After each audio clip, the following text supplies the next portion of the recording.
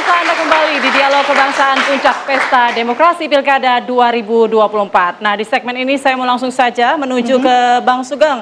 Bang, tanggapan ya Bang soal hasil quick count saat ini, Bang? Iya, Nasdem kita semuanya bersyukur pastinya ya bahwa pilkada kali ini berlangsung sungguh luar biasa. Justru menunjukkan kohesivitas sosial yang sangat tinggi, tidak ada tadi sebagaimana disebut konflik horizontal dan sebagainya. Ini sebetulnya kritik bagi elit. Nah, justru itu. Bahwa sebetulnya masyarakat kita sudah cukup dewasa dalam berpolitik, asal tidak diinterfere oleh kepentingan-kepentingan yang di luar katakanlah ya hak rakyat itu sendiri. Nah, bagi Nasdem ini kan relatif baru ya, di antara partai parlemen kami termuda ini. Jadi kita bersyukur dan kami realistis bahwa Nasdem mencalonkan 104 kadernya untuk di kabupaten kota dan 9 untuk provinsi.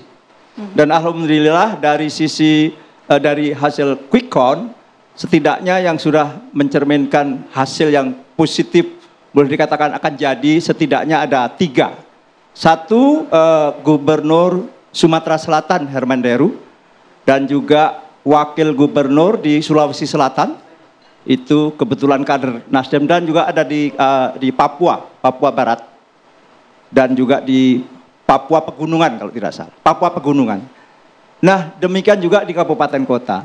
Tapi hal yang juga appreciate setinggi-tingginya bagi penyelenggara sebagaimana saya kemukakan tadi, hari ini dengan situasi yang sangat kondusif, meskipun ini perlu dihitung lagi partisipasi politik masyarakat dalam hal pilkada ini kalau mencerminkan di kota-kota besar justru ini agak mengkhawatirkan. Jakarta betul itu hanya 53% kurang lebih.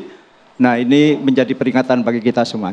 Nah, dalam perkembangannya selanjutnya saya kira kita sebagai negara bangsa bagi Nasdem yang meskipun dalam konteks tadi juga disebut oleh Pak Jazilul bahwa sebagai partai politik di samping agregasi kepentingan juga pendidikan politik masyarakat, satu hal adalah rekrutmen kepemimpinan. Dan kami dengan PKB waktu itu dalam hal pilpres misalnya, dan ini mencerminkan bahwa kita semakin dewasa dan kebetulan di pilkada kali ini ada sebuah keputusan dari Mahkamah Konstitusi yang memberi peluang dari sisi threshold sehingga ini menjadi jauh lebih bergairah. Intensitas keterlibatan masyarakat lebih luas, meskipun secara kuantitatif mungkin perlu nanti bagi pengamat atau bagi ahli politik bisa ditengarai sebagai gejala apa kok partisipasi politik di kota-kota justru relatif rendah. Ini yang mungkin jadi catatan. Nah, ke depan kami bersama pemerintahan Pak Prabowo, saya kira ini semua kita sudahi, segera kita mengkonsolidasikan diri. Bagaimana target-target yang untuk dicapai oleh pemerintahan ke depan segera untuk dikonsolidir. Kenapa? Tantangan luar biasa besar. Secara ekonomi sedang tidak biasa-biasa saja. Maka kami dari Nasdem sudah mulai mengidentifikasi berbagai persoalan pasca pilkada ini lantas skala prioritas yang harus dilakukan bersama. Sekali lagi, yang dilakukan secara bersama-sama. Sehingga dan kami pun sebagai partai kan memang juga berkoalisi dengan pemerintahan Pak Prabowo, meskipun kemarin kita mencalonkan calon presiden berbeda. Tapi inilah indahnya demokrasi dengan kultur politik kita yang mulai terus-menerus semakin dewasa. Sehingga kita bersyukur dan Nasdem sendiri akan terus melakukan perbaikan sudah barang tentu. Baik. Dan dalam konteks itu sebagaimana saya sampaikan tadi, bagaimana Nasdem juga realistis sebagai partai baru yang memerlukan pembasisan, yang memerlukan ketokohan, maka kita juga tidak dengan serta-merta. Jadi kesuksesan kayak katakanlah di Jawa Tengah, di Jawa Timur, dan kami ikut kok itu. Kita juga ikut bergabung.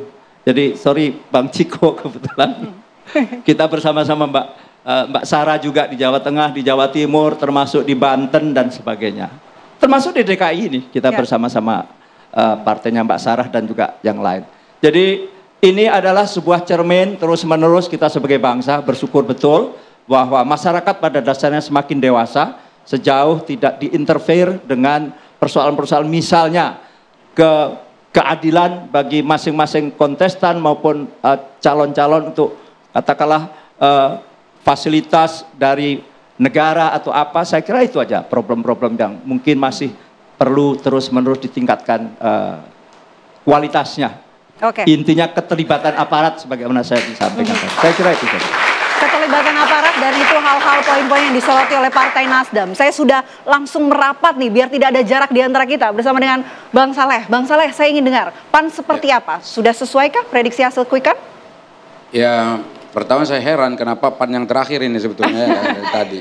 Spesial, Bang. Semua udah pada ngomong begini begitu dan seterusnya gitu. Padahal di DPR kami nomor 7 bukan nomor 8. Biasanya yang menyimpulkan, yang paling bijak biasanya. Nah, kalau DPR memang ada urutannya. Nah, saya pikir TV One juga pakai yang di DPR itu. Jangan kaget. Tapi nggak apa-apa lah, karena nomor 4, jangan lupa. Ya, karena apa namanya soal nomor urut bicara ini sebetulnya tidak ada kaitannya dengan hasil pemilu. Ya. Sebab apa? PAN itu kalau dari sisi pilkada gubernur, saya kira kami ikut banyak dengan partai-partai pemenang. Jadi mohon maaf, kalaupun misalnya di Jawa Barat, kemudian Jawa Tengah dan katakan Jawa Timur, kemudian Banten misalnya, seperti itu menang adalah partai yang dipimpin katakan seperti itu Gerindra. Tapi jangan lupa di sana ada PAN. Dan suara PAN besar di situ karena kami punya kursi banyak DPR RI. Gitu. Jadi karena itu yang satu lagi memang yang agak unik demokrasi kita itu seperti itu. Jadi siapa yang agak di depan nanti seakan-akan dianggap gubernurnya mereka gitu. Karena mungkin kadernya, padahal sebetulnya kan didukung bersama-sama. Ya. Jadi coba bayangin kalau putusan MK itu diambil semua oleh partai-partai, semua mencalonkan diri kemarin, misalnya kayak di Banten, pasti meriah, ya kan, pasti tarungnya lebih kencang lagi. Tapi kan ada yang ngalah, walaupun misalnya dibolehkan oleh MK untuk maju, tapi kita ngalah gitu, supaya apa? Supaya kita menang. Nah karena itu jangan ada klaim, ini nanti akan ada kaitannya dengan penjelasan saya berikutnya. Jangan ada klaim bahwa oke, ini partai sendiri yang menang, itu nggak begitu. Yang menang adalah rakyat, yang menang adalah bangsa Indonesia. Itu yang paling penting. Itu satu. Yang kedua, kalau pilkada gubernur PAN itu alhamdulillah kan kami juga mendorong beberapa kader kami. Misalnya di Bengkulu, kemudian ada di Sumatera Barat, ada di Maluku, dan yang data yang terakhir saya dapatkan sore hari ini yang insya Allah menang itu adalah di Bengkulu. Dan saya kira kalau di Maluku masih ada perhitungan yang masih belum final. Sumatera Barat mungkin juga belum final, tapi ya teman-teman PKS merasa sudah menang ya kan, tapi kan kita akan hitung lagi. Ya tapi masih kalau belum, biasanya begini. Masih ada peluang, Bang. Begini, biasanya kalau yang menang di quick count pasti dia bilang saya ambil yang quick count. Tapi kalau yang kalah di quick count dia bilang nanti kita tunggu real count. Ya kan gitu. Jadi sama kayak ini juga lagi masih nunggu real count itu gitu loh. Jadi masih ada lah peluang-peluang di mana ini pembicaraannya akan terjadi. Kemudian yang kami banyak insya Allah menang itu adalah di kabupaten yang kader PAN sendiri. Yang saya ingat nih sore ini, kemarin di Langkat insya Allah kami menang. Kemudian di Lampung Selatan menang. Di Serang kami menang. Kemudian insya Allah di Kota Padang juga menang. Dan beberapa kabupaten-kabupaten lain yang insya Allah itu kader-kader PAN itu bisa menang. Yang bukan gabung ya, maksudnya bukan kader daerah lain tapi kader-kader PAN. Nah ini yang betul-betul tentu kami syukuri sebagai partai politik. Karena pada pemilu sekali ini kami juga banyak kader yang berani maju untuk bertarung di pesta demokrasi ini. Ini persoalan pilkada kita dan juga demokrasi kita ini adalah persoalan bukan hanya pilkadanya kapan dilaksanakan, berapa jumlah kontestannya, tetapi ada enggak kader-kader kita yang berani maju. Dan saya kira itu jadi persoalan. Seperti PKB, kalau memang mohon maaf kadernya benar, kemudian memang betul-betul kuat ketokohannya, mungkin Jawa Timur bisa menang.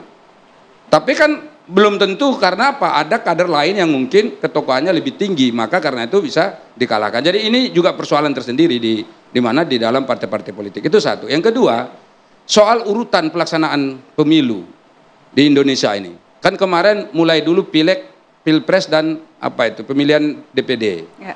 Nah, ini yang aneh itu adalah ketika pilpres ini selesai, kemudian Prabowo jadi presiden, di bawah ini berpengaruh, Bapak Ibu Saudara. Sebab apa? Calon-calon yang di sana yang kepala daerah itu selalu menyebut kalau kami ini orangnya Prabowo. Ya, ini sebetulnya untuk sepintas ini positif nih. Apalagi kadernya Gerindra. Katakan, oh kami orang Prabowo, kami akan didukung oleh Prabowo. Tapi kalau nanti dia kalah bagaimana coba? Kalau menang sih oke aja. Memang kadernya Prabowo, tapi kalau nanti dia kalah, yang kalah siapa? Ya bisa jadi orang bilang, oh kadernya Prabowo kalah nih. Berarti kan Prabowo-nya kalah. Itu satu. Ini jadi persoalan. Dan ini nggak boleh terjadi sebetulnya. mestinya presiden itu memang jangan dibawa-bawa lah dalam situasi itu. Itu satu. Yang kedua, kalau misalnya dia menang, apakah program yang dia buat sendiri itu bisa dilaksanakan sendiri-sendiri? Nggak bisa, karena ada program pembangunan nasional. Program pembangunan nasional itu adalah program yang harus dijalankan secara nasional oleh siapapun kepala daerahnya. Ya kan, mau dia misalnya kadernya PAN, PKB, Nasdem dan seterusnya. Kalau memang sudah ada program nasional seperti sekarang ini, makan siang gratis misalnya. Emang berani bupati-bupati nggak ikut? Nggak bisa, karena itu udah program nasional. Harus ikut. Maukah kemarin dia itu katakan saya didukung Prabowo atau tidak? Tapi tidak bisa. Kalau memang sudah program nasional, sudah kena. Nah, ke depan ini harus dihitung lagi oleh DPR. Ya, tuan-tuan anggota DPR yang hadir ini, tolong dihitung lagi. Apakah misalnya efektif misalnya pilkadanya duluan dulu presiden atau baru pilkada dulu, atau bisa juga kita rubah pilkada dulu baru presiden. Pasti ada ini apa namanya plus minusnya. Dan harapan saya ke depan ini yang kita memang harus hitung betul ini dalam revisi undang-undang pemilu kalau ada, betul-betul harus kita hitung. Sebab memang biayanya tidak mudah, tidak murah, sangat mahal, dan karena dia mahal sekali maka memang perhitungannya itu harus betul-betul efektif dan betul-betul cermat supaya kita jangan menghabiskan anggaran terlalu besar hanya untuk sekedar regenerasi kepemimpinan di Indonesia. Dan itu yang tadi yang miliar-miliar triliun-triliunan itu kan baru anggaran resmi APBN-nya, belum lagi pasang spanduk, belum lagi pertemuan-pertemuan terbatas dengan masyarakat. Saya tidak menyebut money politik ya, yang saya sebutin yang sah. Yang sah loh ya, yang katakan pasang banner, pasang spanduk, pasang iklan, debat terbuka, datangi masyarakat dan seterusnya. Itu jumlahnya miliar-miliaran itu per calon itu. Kalau misalnya satu kabupaten itu calon satu partai itu, atau satu kabupaten ada 5 calon, berarti 5-5-nya ngeluarin uang banyak.